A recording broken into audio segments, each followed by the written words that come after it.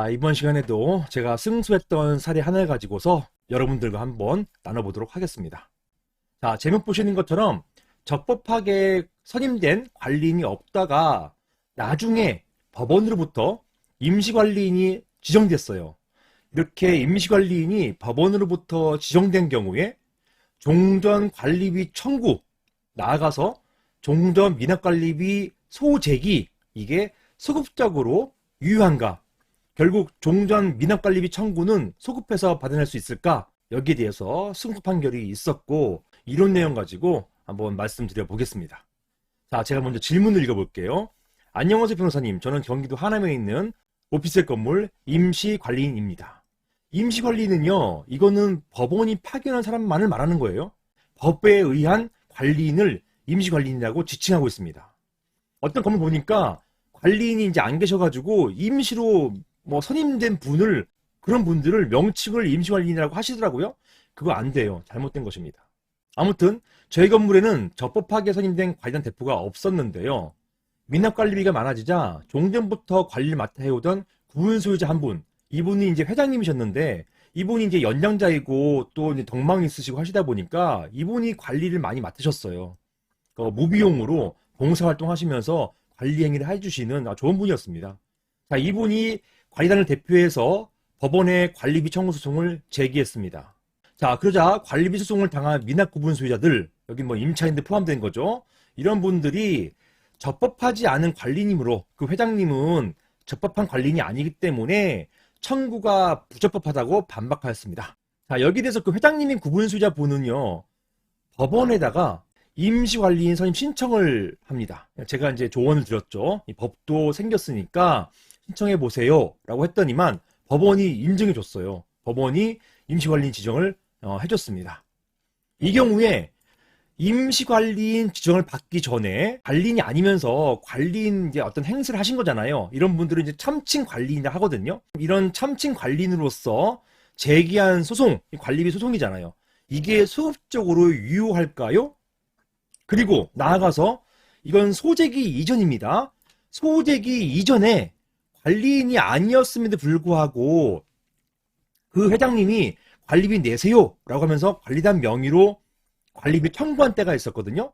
이런 청구한 것, 관리비를 부과하고 청구한 그 행위, 이것도 소급해서 유효하게 되는 것인가요? 이런 질문을 주신 것이고, 이게 사건에서 쟁점이 됐던 것입니다. 제가 수행하는 지금의 대부분 사건은 이런 질문부터 시작되는 거예요. 이런 질문에 대한 쟁점부터 시작돼가지고 소송까지 가는 것입니다. 자, 먼저 법부터 보실게요. 집합금융법은요, 관리인, 이 관리단 대표 회장입니다. 관리소장을 말하는 게 아니에요. 집합금융법 제24조에는요, 구분 소유자가 10명 이상일 때는 관리단 대표인 관리는 선임해야 된다. 의무로 되어 있고요. 관리인은 구분 소유자일 필요가 없다. 그리고 임기는 2년 범위 내이다. 라는 것입니다. 그리고 관리인은요, 집회 결의로 선임되거나 해임된다. 라고 되어 있습니다. 따라서 관리단 회장님, 즉 관리인은 반드시 집회 결의로 선임되거나 해임돼야 돼요. 이런 선임 절차가 없었을 경우에는 관리인이 없는 거잖아요. 그 경우는 어떻게 하느냐? 이게 법이 2020년 2월 4일 날 개정됩니다. 집합금융법이 그날 개정돼가지고 1년 뒤죠. 2021년 2월 5일부터 시행되는데요. 그때 24조의 이 임시관리인 선임 이 조항이 들어와요. 신설됩니다. 즉 구분 소유자 또는 그의 승낙을 받아 전유 부분을 점유하는 자, 임차인이죠. 그 다음에 분양자, 시행사죠. 이런 분들을 이해관계인이라고 해요. 이런 이해관계인은 24조 사망, 여기 따라서 이게 뭐예요? 요거죠. 관리인은 그날 집회 결의로 선임되거나 해임된다. 여기 따라서 선임된 관리인이 없는 경우, 이런 경우에 법원에 임시관리인 선임을 청구할 수 있다. 이런 규정을 두었습니다. 그의 승낙을 받아 전유 부분을 점유하는 자, 임차인이죠. 그 다음에 분양자, 시행사죠. 이런 분들을 이해관계인이라고 해요. 이런 이해관계인은 24조 사망, 여기 따라서 이게 뭐예요? 요거죠. 관리인은 그날 집회 결의로 선임되거나 해임된다. 여기 따라서 선임된 관리인이 없는 경우, 이런 이런 경우에 법원에 임시관리인 선임을 청구할 수 있다. 이런 규정을 두었습니다. 즉 임시관리인 청구할 수 있는 사람은 누구다? 구분 소유자, 임차인, 그리고 시행사 이런 분들이다 라는 것입니다. 그리고 보시는 것처럼 여기에 따라 선임된 관리인이 없는 경우에는 이렇게 표현되어 있어서 이것을 요즘 법원에서는 이게 법 시행된 지 벌써 지금 한 1년 넘었거든요. 제가 임시관리인 신청을 거의 한 달에 한 번꼴로 해드리는데요. 법이 처음 시행됐을 때는요. 신청만 하면 임시관리인을 구분 소유자 누구누구 해주세요 하면 누구누구 해줬어요. 초기에 그랬습니다.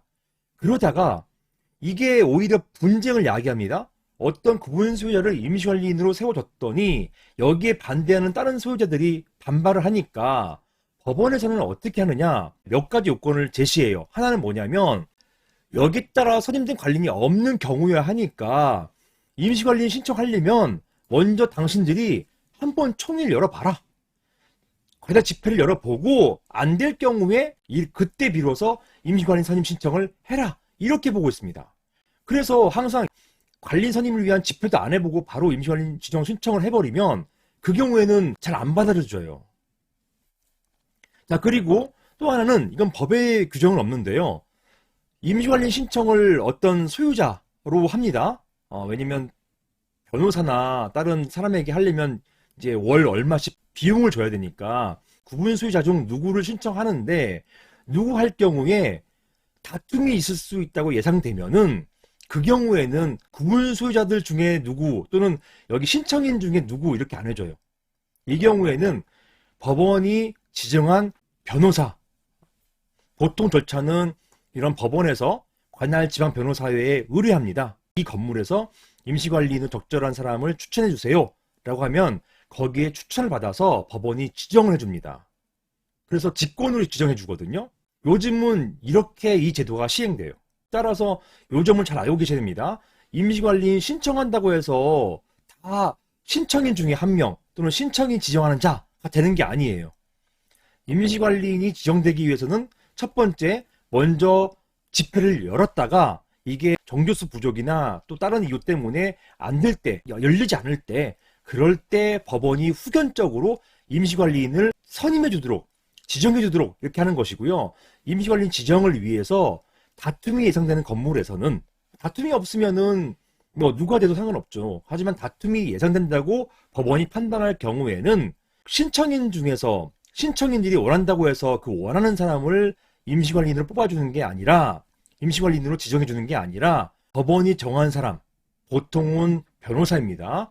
관할 지방변호사에 소속된 변호사를 임시관리인으로 지정해줍니다. 이렇게 이 법이 시행되고 있어요.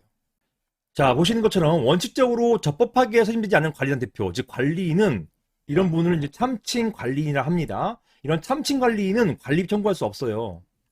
하지만 추후 법원으로부터 임시관리인이 지정된 경우 그 임시관리인이 종전 참칭관리인의 관리비 부과 행위를 추인한 것으로 볼 수 있고 이 임시관리인이 종전에 진행되고 있던 소송을 맡아서 수행할 경우에는 이거는 종전 참칭관리인의 행위를 추인하는 것으로 본다는 거예요.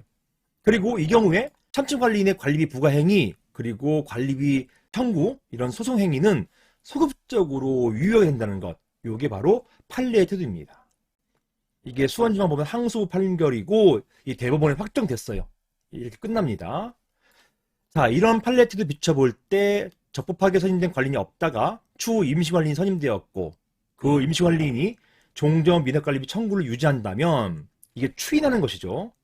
이것은 종전 참칭관리인의 관리비 부과 행위 그리고 관리비 청구 소제기 행위를 모두 추인한 것으로서 그 효력은 소급적으로 유효합니다. 결국 소급해서 관리비를 받아낼 수 있을 것입니다. 그게 바로 이 질문에 대한 답이 되겠죠. 이상입니다.